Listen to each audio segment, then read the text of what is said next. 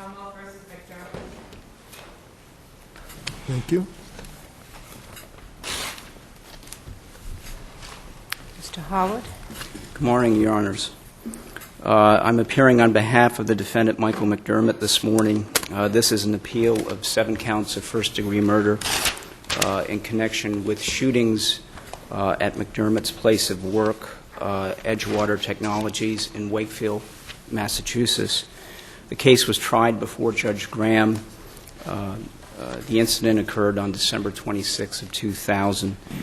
The principal argument which the defendant raises on appeal is whether under Article 14 and the Fourth Amendment, the seizure of 5 computers from McDermott's apartment and subsequent forensic search of those computers, which yielded computer files concerning, quote, faking a mental illness, requires reversal in this case.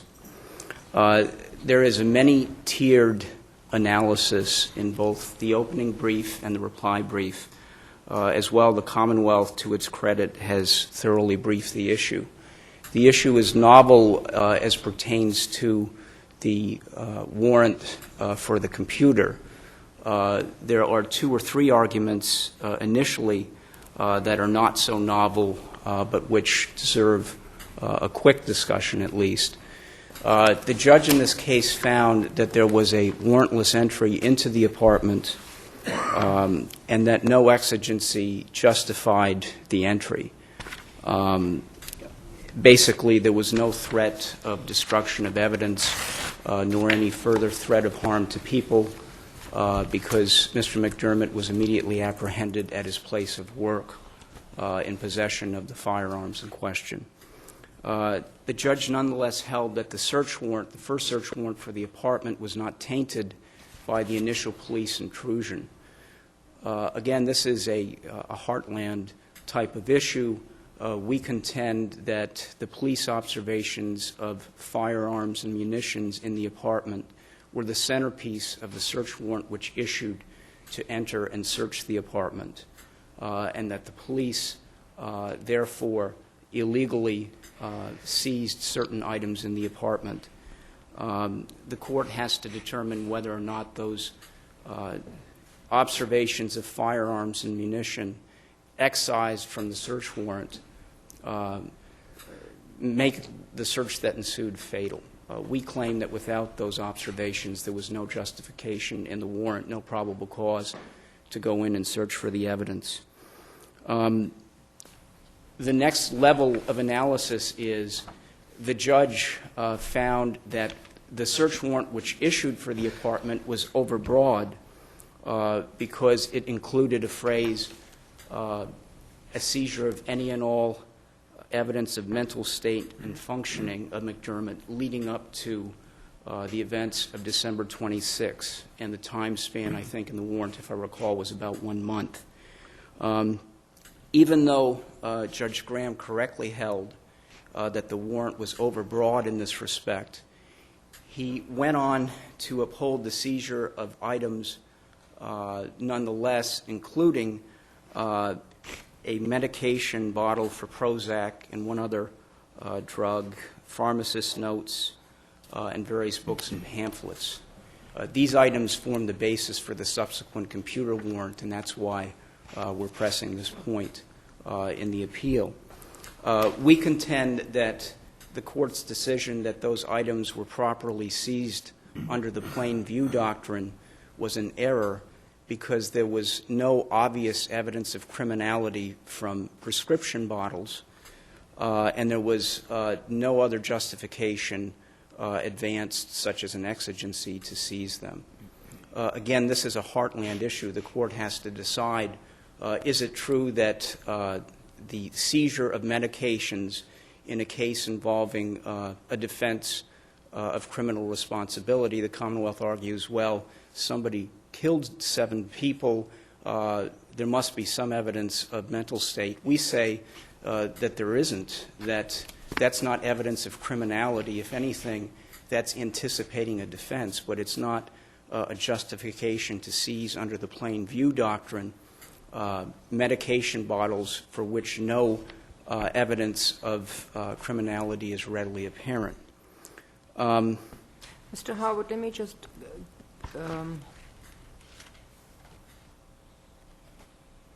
go through that with you.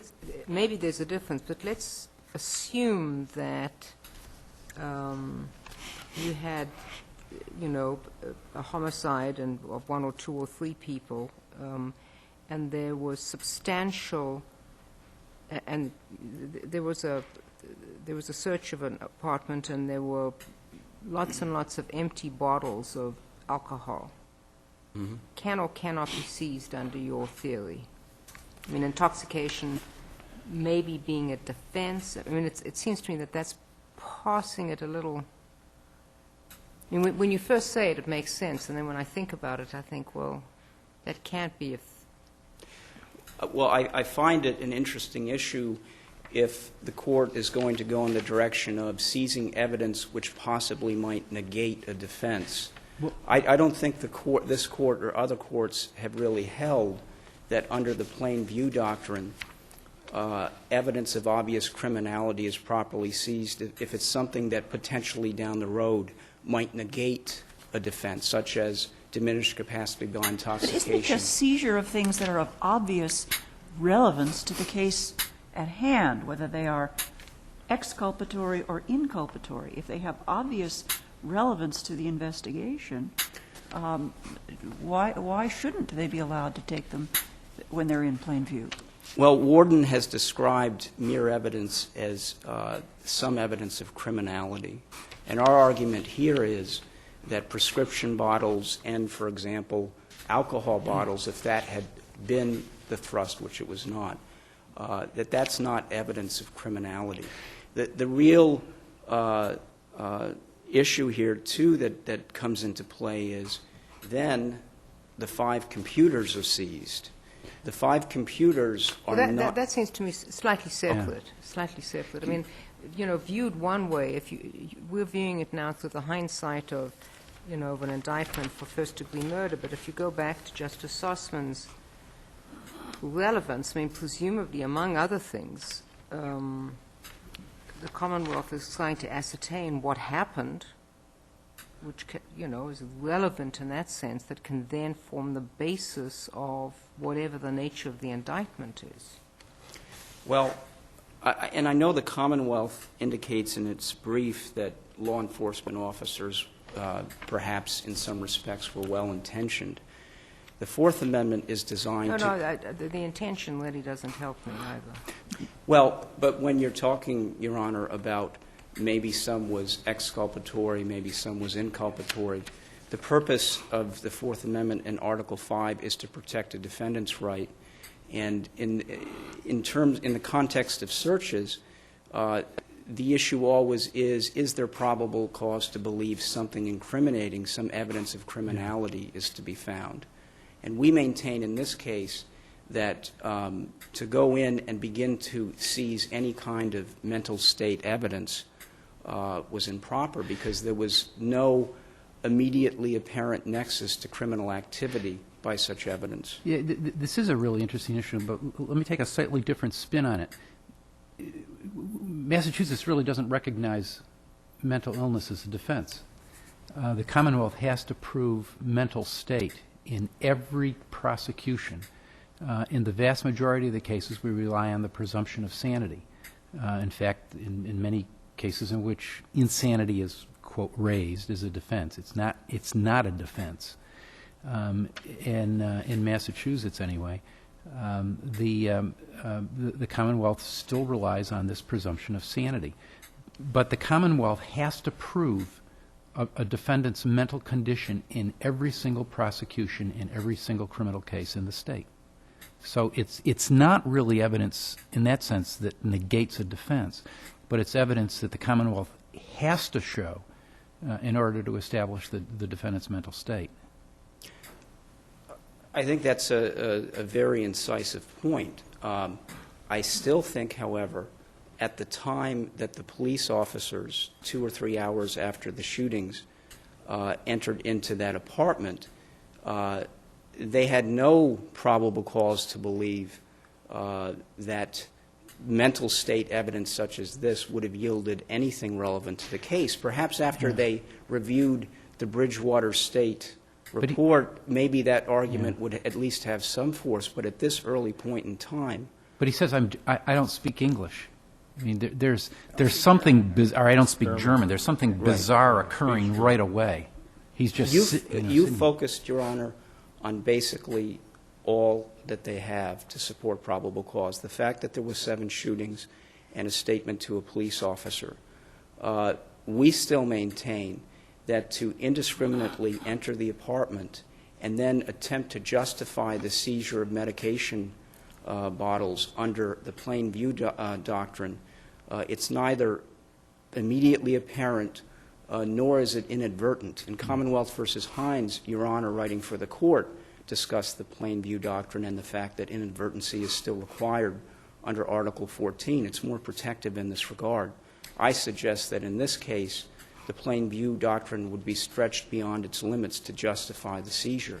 Could I ask, maybe I'm getting the various warrants mixed up, but wasn't there something, well, there was the broad thing about anything having to do with his mental state and mental functioning, but it had this sort of included but not limited to.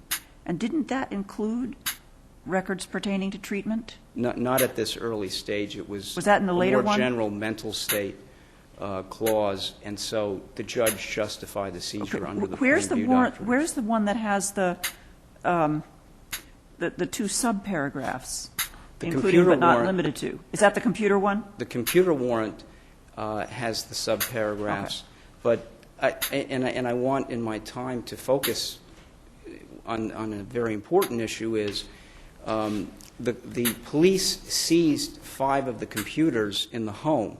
The computers were not designated in the search warrant for the home.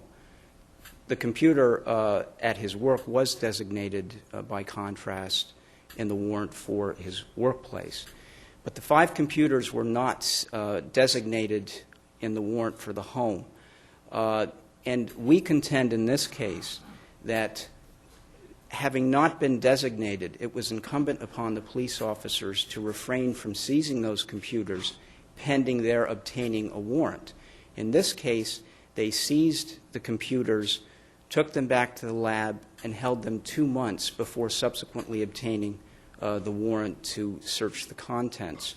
And we've quoted a case, Commonwealth versus Straw, in which this court has made clear that where you have an item that's not designated in a warrant, you have to justify its seizure with a showing of probable cause and exigency. Here, a showing of exigency was impossible because the police had secured the apartment, the defendant was in custody, and the lower court properly found that there had not even been an exigency to begin with in terms of entering the apartment.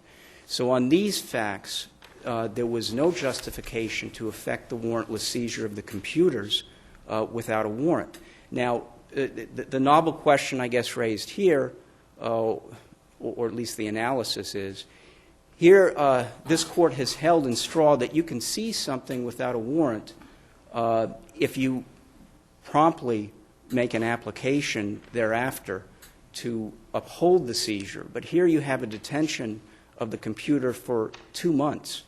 And I could not find a case in which this court had been confronted with a situation where you have a warrantless seizure and then no subsequent warrant for a 2-month period. My understanding of the Commonwealth's argument, though, is that it is functionally within the warrant when you're allowed to retrieve records and documents. There's the recognition, and they've cited a bunch of cases, that nowadays records and documents this is where they're kept.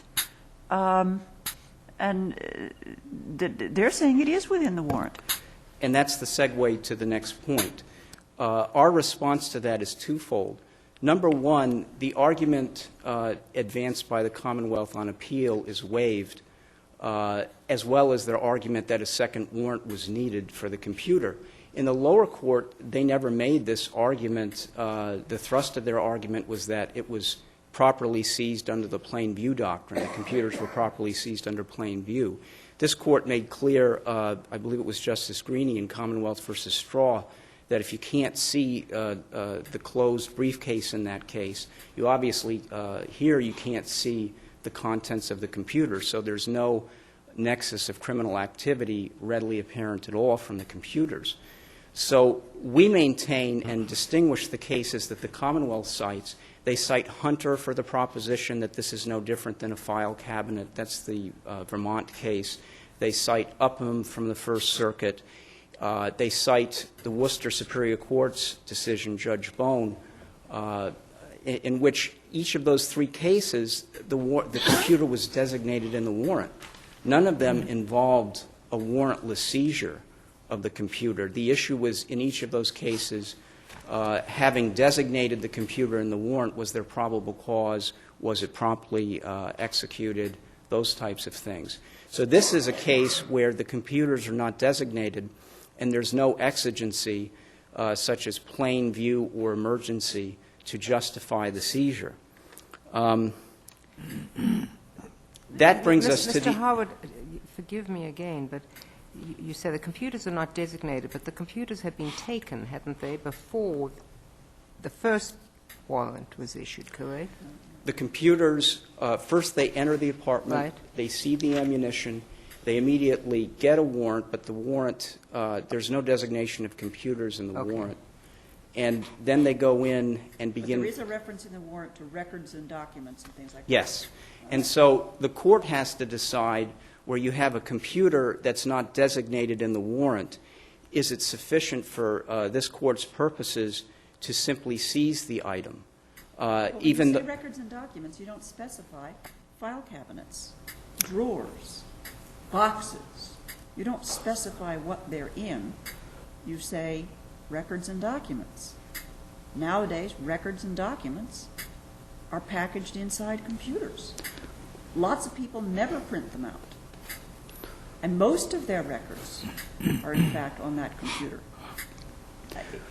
The argument, I think it has some force in today's world, is a search warrant that allows a search for records and documents inherently allows the seizure of a personal computer. I would contend that where you're dealing with computers, which are in effect closed containers, and you have no designation... How is a file cabinet a closed container? Surely they can open the file cabinet and look for records in it, can't they? I would contend that with respect to computers that are not designated in a warrant, that you need to have some exigency to have simply carted them off. Could they have turned on the computers and begun looking at that moment? Well, that brings us to the next point. What then, in this Commonwealth, do law enforcement officers have to do with respect to searching the computers? The Commonwealth says no second warrant is needed for a computer. The consensus which is emerging from the case law, I would suggest, is to the contrary. A number of cases have said that, and it relates back to Judge Sossman's point, that a computer is not a traditional file cabinet, that it can store a wealth of data, as it did in this case, and that there is a privacy interest in individual files which are protected and encrypted within the computer database. So when you go into a file cabinet and begin looking through papers, it's not the same as seizing a computer, which was done here, bringing it back to a Commonwealth lab, copying the contents of the database onto a law enforcement computer drive, and then beginning to go through each of all of the files, or, in this case, conducting a keyword search for certain items. But here they did go get a separate warrant in an abundant, what they say is it was an abundance of caution, before they did any search Yes. of the contents of any of the computers. But the issue, I think, that Your Honors have first presented is, and the Commonwealth argues, do you need a second warrant at all? And we contend that because courts have held that there's a privacy interest in the individual files within a computer, that yes, you need a warrant. And in fact, Clearly, the Commonwealth has waived that argument here for two reasons. In the trial court, they said, these are seized under the plain view doctrine, and we went and got a warrant. And number two, their pattern of conduct was such that they recognized they need a warrant to search the computer because they, in fact, applied for it. The first time we hear that there was really no reason to get a second warrant is on appeal after they haven't argued it below, and they tacitly have recognized the requirement for a warrant by getting it to begin with. But I get back to my other questions.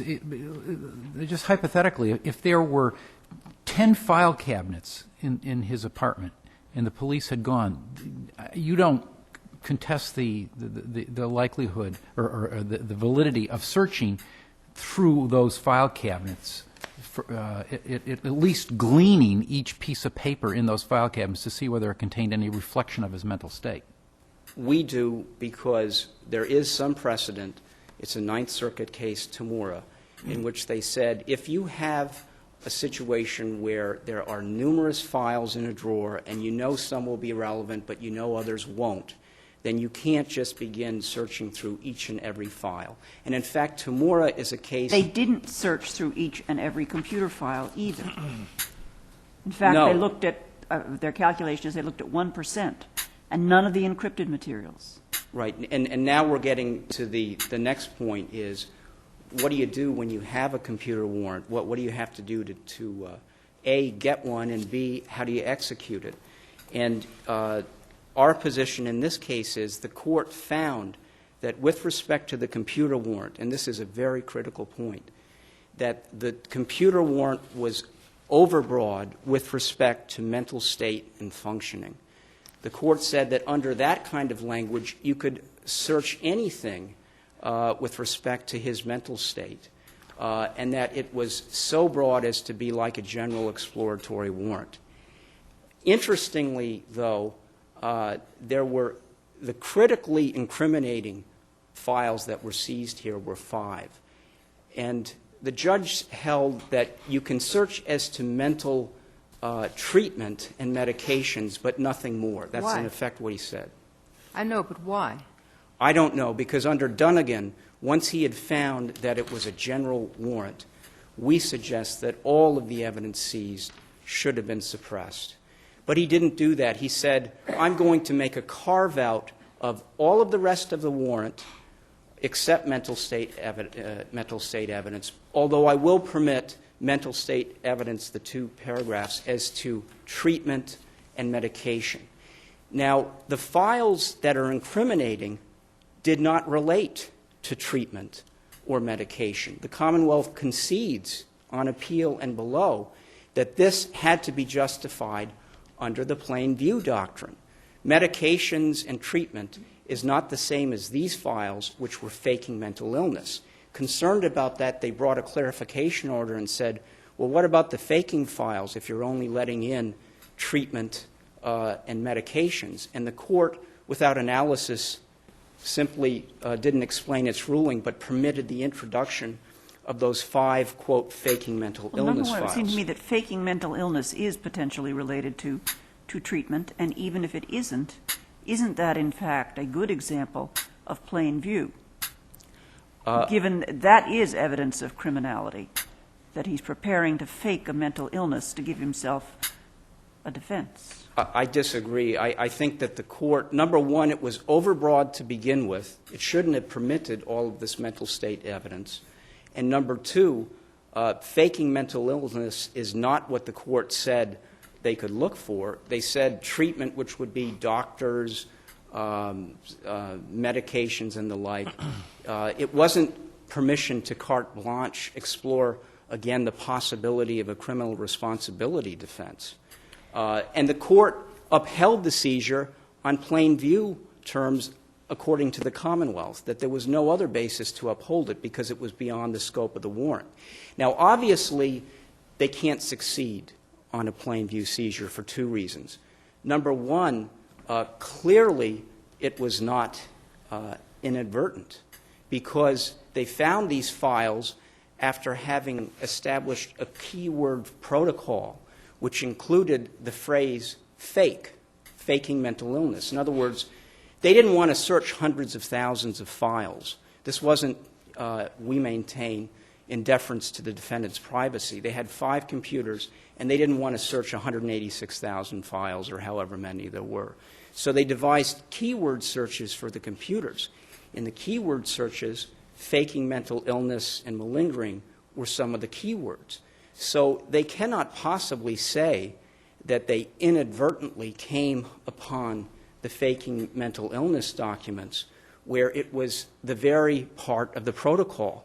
Not only is it their burden to have shown justification under the plain view doctrine, but I suggest that on this state of facts, as a matter of law, they cannot show inadvertency under the plain view doctrine because it was a part of their protocol. So that alone is fatal under Article 14 because, as Judge Spina noted in Commonwealth versus Hines, inadvertency is still required under the Article 14 requirement. As well, I would suggest that plain view... Did you ask for extra time? I did not, but I'm almost there. Well, you're responding to a question to Justice Ossom, because I have another question. Are you I was just going to say plain view is not appropriate on the immediately apparent issue either, because this is not, it's not immediately apparent that the faking would be evidence of the criminality. But the thrust of my argument is inadvertence. Clearly, it wasn't inadvertent. I'm sorry, Judge. Mr. Horwood, Justice Osman's earlier question about if the search warrant says documents, that necessarily encompasses computer files. Are there courts that have held that or addressed that issue? There are courts who have suggested in dicta that searching a computer is not different than searching a file cabinet.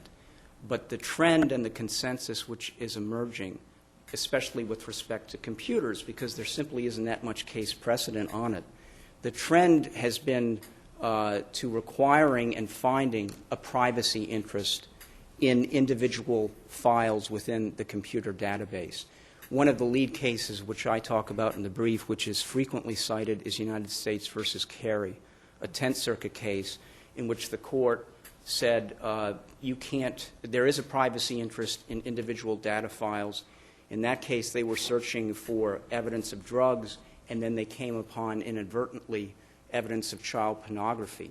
Now, if they had stopped at that one, the court said, well, that's one thing, but you can't then continue to search for evidence of child pornography and troll the computer database, if you will, because it's no longer an unintentional and inadvertent seizure. But the courts have emerged to say there is a right of privacy in the computer database, and there's an excellent article by Orrin Kerr of George Washington University published in the Harvard Law Review that summarizes the trends in the law concerning this. Thank you, Mr. Howard. One just last point, if I could. I don't think so. Thank you. You can just rely on your brief. Thank you. Thank you.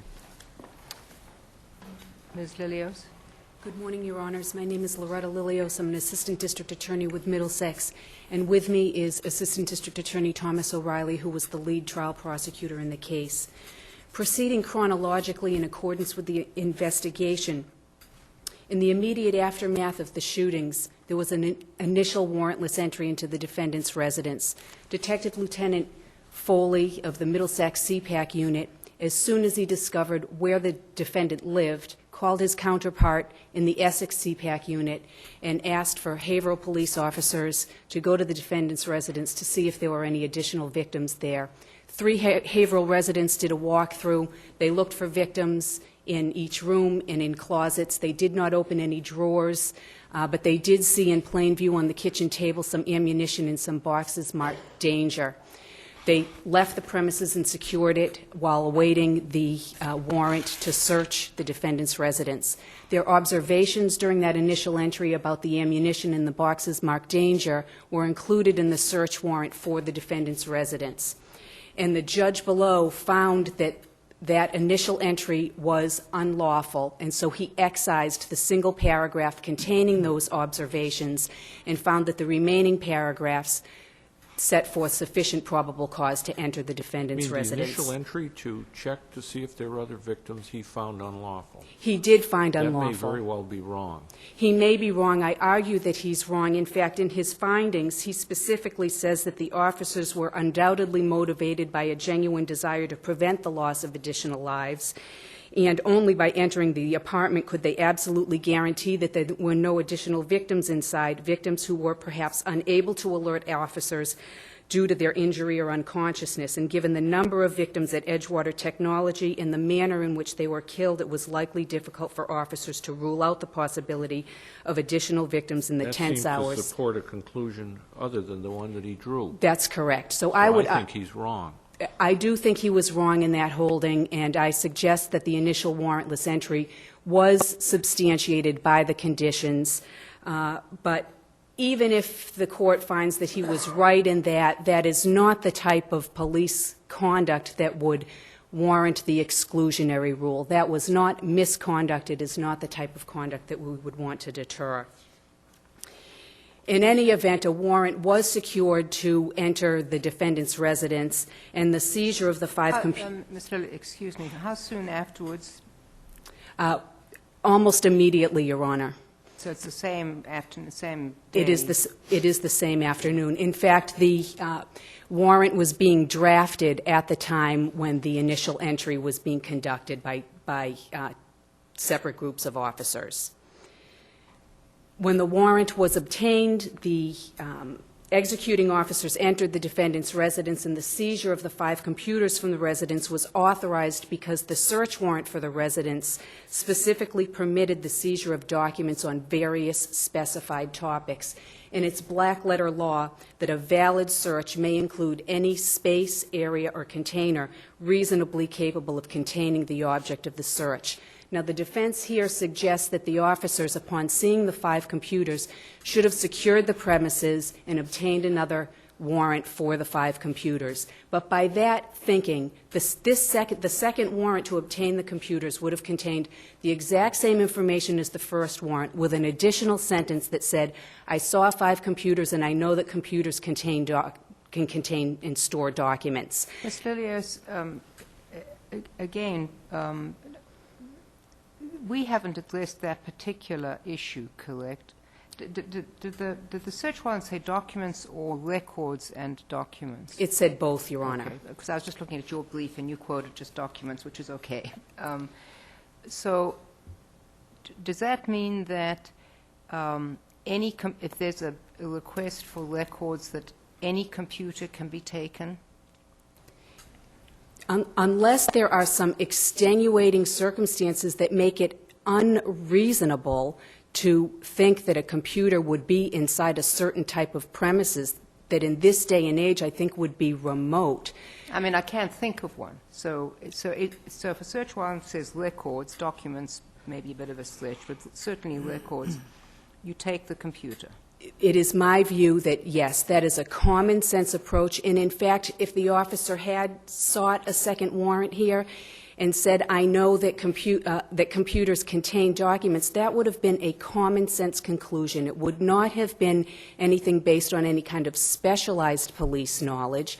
And affidavits are supposed to be read in a common sense fashion. So I suggest that the seizure of the computers was completely lawful because probable cause existed for seizure of the records. And in today's age of modern technology, that is a common sense approach, and home computers and business computers are now the norm rather than the exception. And they knew at that point that he, of course, worked for I think they knew, didn't they, that he worked for a company that involved technology, that he was a computer-savvy guy. Didn't they know that? They certainly knew that, and that information is present in the affidavit. I mean, you can't have them standing there twiddling their thumbs saying, well, we're going to sit here all day and night and we'll try to figure out what's in these computers. That's right. Ms. Lilios, moving to that, assuming that you take the computer, what, if any, limitations should there be? I mean, it's this case, but also other cases on, officers may take the file cabinet. Sometimes they take the file cabinet. They want to take the file cabinet and not take all the documents. What, if any, limitations are there on the right of the state to look at all of the files. The requirements are that the affidavit and the search warrant must state with sufficient particularity what subject matter and topic areas they can look for. I understand that, and I understand the defendant's argument this was too broad, but getting past that, let's assume that it's okay. Then, can they search through all the files? They certainly can search through all the files, and in this area of analyzing electronically stored data is really no different than entry into a residence, finding a file cabinet, having probable cause and stated particularity to look for certain subject matter, and taking a cursory look at all documents wherever and however they are stored in order to ascertain whether they fall within the scope of the warrant. Sure. I mean, suppose they were looking at a file cabinet and everything was arranged in file folders. And of course, computers' data works in that way. You create electronic folders. They could go through each folder, if this was the file cabinet scenario, and look at it, look at the papers in there. If they were looking for whatever, child pornography, something like that, couldn't they? Absolutely, and they should not be held to have to rely on the title of the folder, whether it's a paper folder or an electronically stored folder, because criminal activity is unlikely to be kept in a file labeled criminal activity. Mr. Elios, as a practical matter, doesn't that mean, I mean, I'm literally trying to think of any situation where where law enforcement believes that there's been some kind of criminal activity, or there actually has been criminal activity. I can't imagine that there isn't some way that you can describe records that relate to that subject. So, for example, if it's drug-dealing records that relate to, you can phrase it appropriately.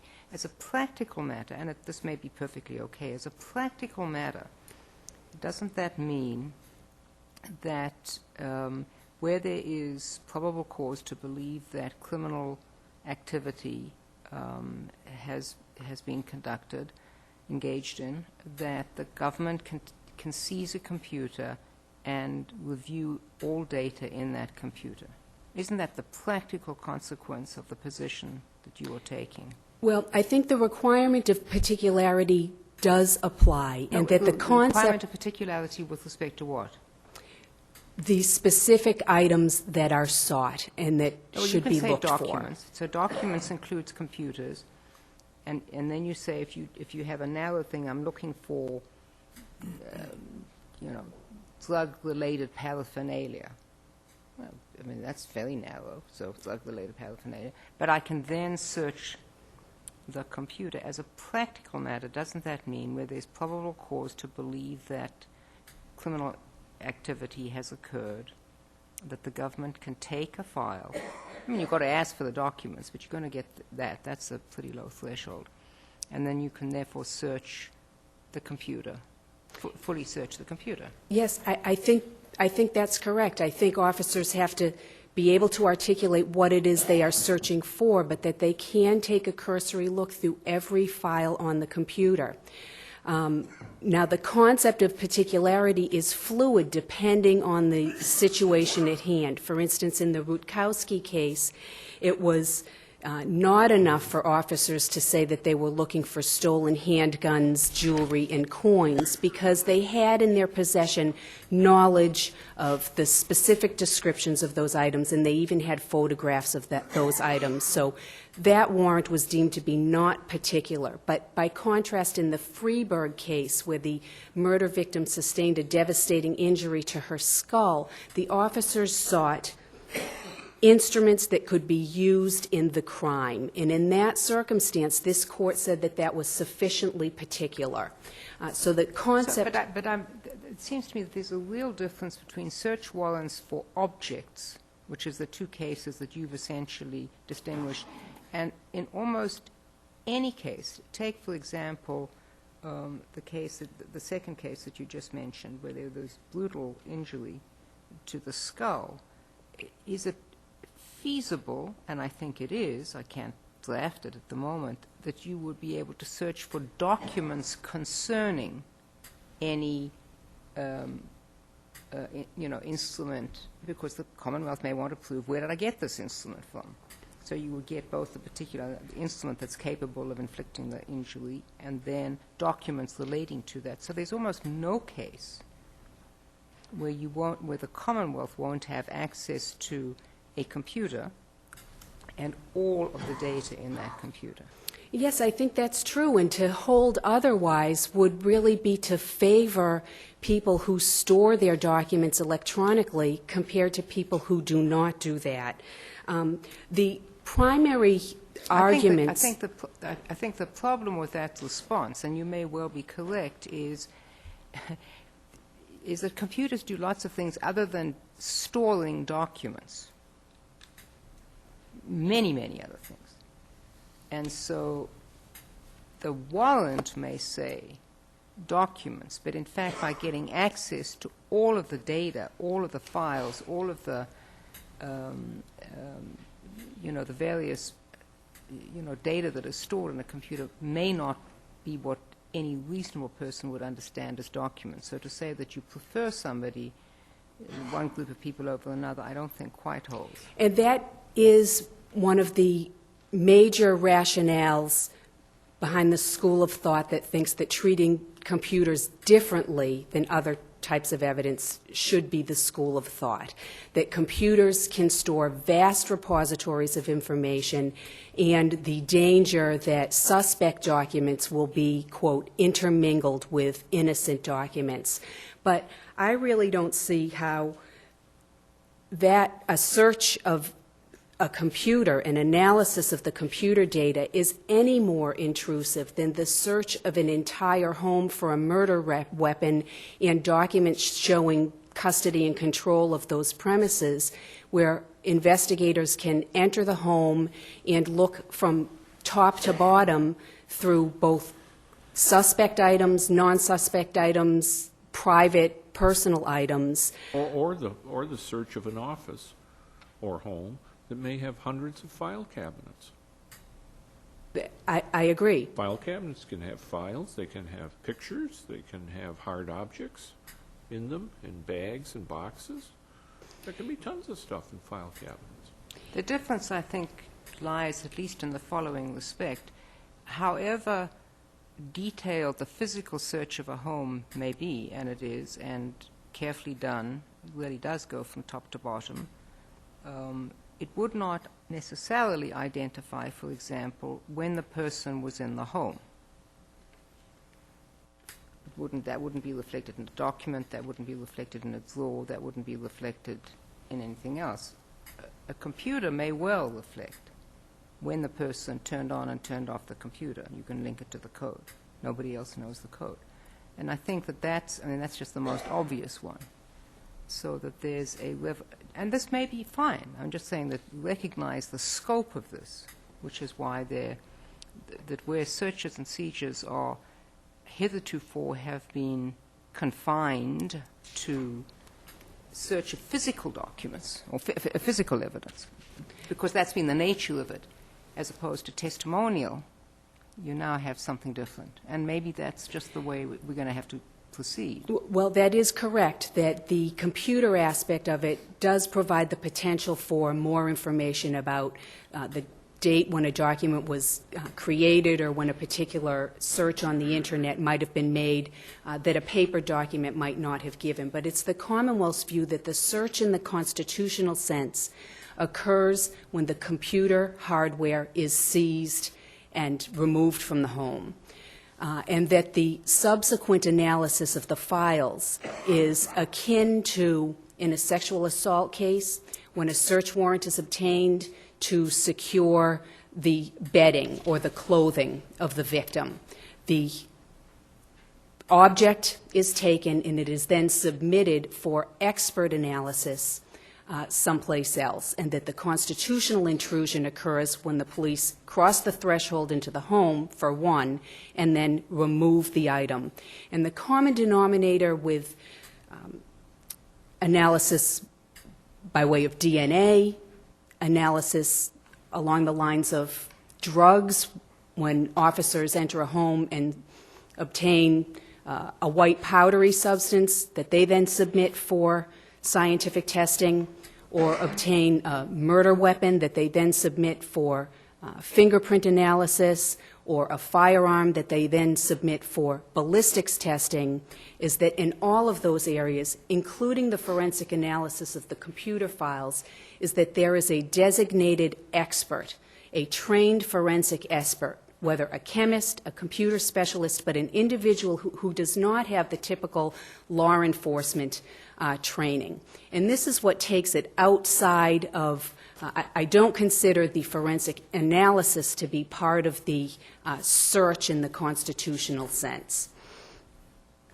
The principles, the constitutional principles and the statute, Chapter 276, have... Wait. When you say it doesn't apply, in the constitutional sense,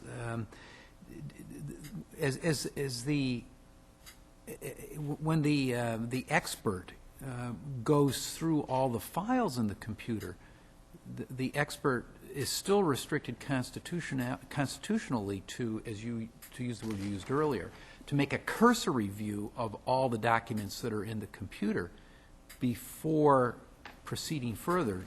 I mean, they have to make that threshold inquiry as to whether or not this document is within the scope of the search warrant. Yes, I agree with that, Your Honor. Why is that consistent with your position? In other words, there's no limitation, I don't think, other than on destruction of evidence. You take the bedding. If I follow your analysis, which has some appeal, I can't destroy the evidence, but that's for reasons that are separate from the constitutional search, but I can pretty well do what I want to do with it. I mean, I can take a cursory look, I can have somebody look at the surface, I can take photographs, and then I can say, well, no, what I want to do is, have a canine come in and sniff, and then if that doesn't prove anything, then I can take it and, send it down to, one lab, and if that doesn't show anything, then I'll take it and send it to another, and that doesn't, then I go back and do fingerprinting, and fingerprinting doesn't, I mean, I can do a lot of stuff, correct? Yes, and if constitutionally I could take the bedding in the first place. So why was your answer to Justice Spina's question that, in fact, there's some limitation? I think that none of these metaphors, the file cabinet metaphor, or even the metaphor that I've just given you, match up on every point. Well, they do. In the Demore case, where the police officers were going in, and I think they had a warrant to look for financial, and they found the letter, the love letter. And they found a love letter, but they couldn't go through all the documents and scrutinize each one with the degree of specificity, with any degree of specificity, unless they first determined that it was a financial document. They were able to seize the love letter, which had tremendous evidentiary value, because they came upon it accidentally. It was not the kind of a document that they could have searched for, but because they were searching for documents, they were allowed to glean each document to see if it was a financial document. And in the process of gleaning it, it jumped out at them that these love letters were of tremendous evidentiary value. But they could not have scrutinized each one of those documents in that home with particularity. Yes, I would agree with you. And it may be that the court finds that once obtaining the hardware, pursuant to a valid warrant that states that probable cause that a crime has been committed and a reasonable belief that evidence connected to the crime is to be found in that computer, that a whole-scale analysis, forensic analysis could be performed on the data in that sense. I would ask the court to address the issue. Can I just follow up on that? Because it's of interest with respect to the faking or malingering. Not at all surprising, frankly, why the Commonwealth would plug those search words in. But if you, I remember the Demore case, but I can't remember exactly what the limitations were that were placed on it. But if you assume that you have to have something other than documents that may relate in some respect to the crime as the category. I mean, here you have records and documents of mental state. I can't find the page in your brief at the moment. does that imply that as you search through the computer, you in fact can't do the wholesale analysis, that you can only look for mental illness-related documents in the demure sense? Well, the difference in the computer content, well, it's not really a difference. In order to carry out that search, officers may choose to look at every file in the computer. And this gets to the question of minimization. In here, the technology actually allowed them to employ minimalization in the search because it allowed them to search for just those documents that contained words that were associated with mental illness. Well, it allowed them to do an efficient review. There may have been many other documents.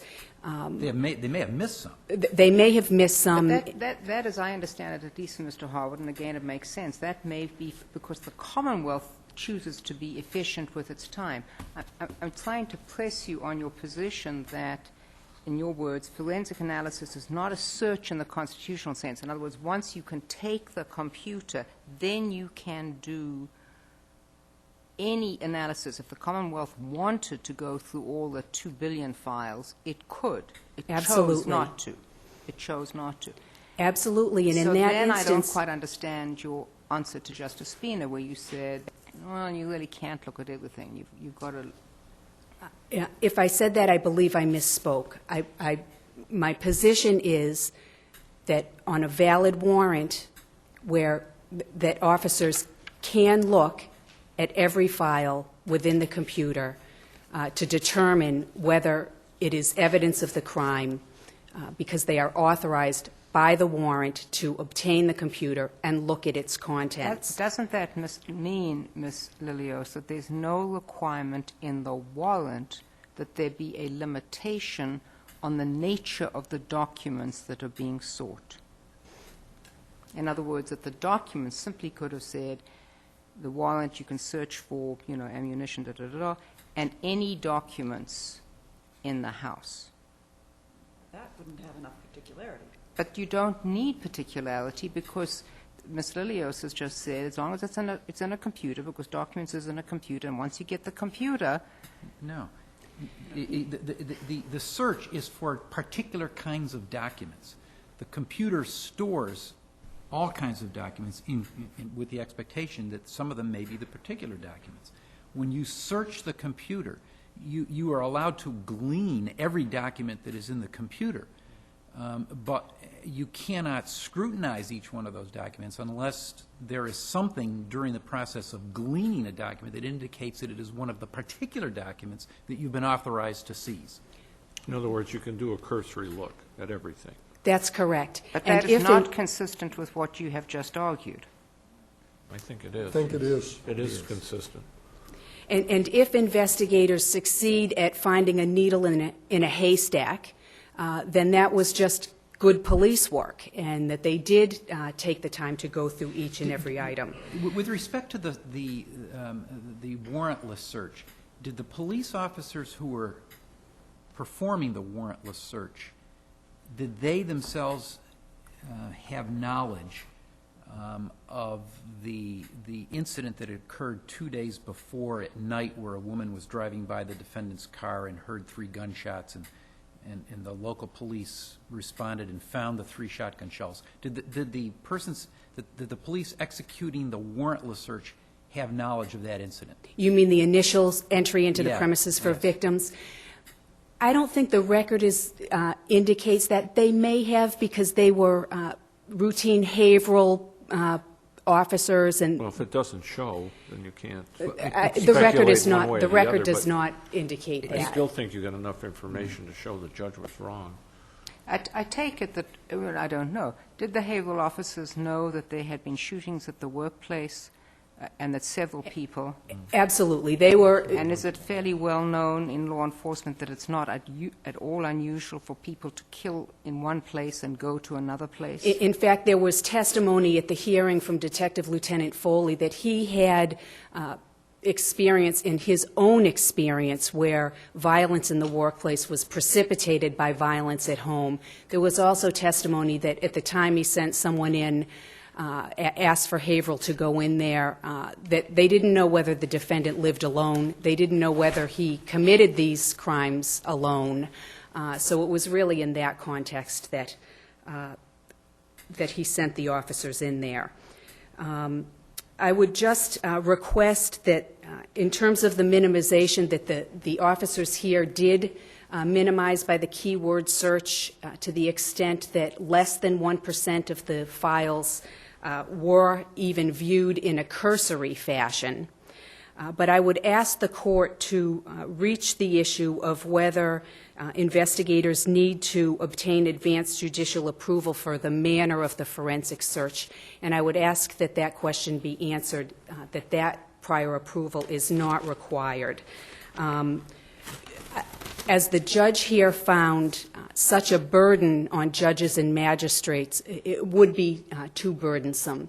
These are technical questions that are best left to technical experts, and that it's the particularity requirements of the Constitution and the statute that protect against general exploratory rummaging. And on that, if there are no further questions, I'll rest on the brief. Thank you, Ms. Lilly. Thank you.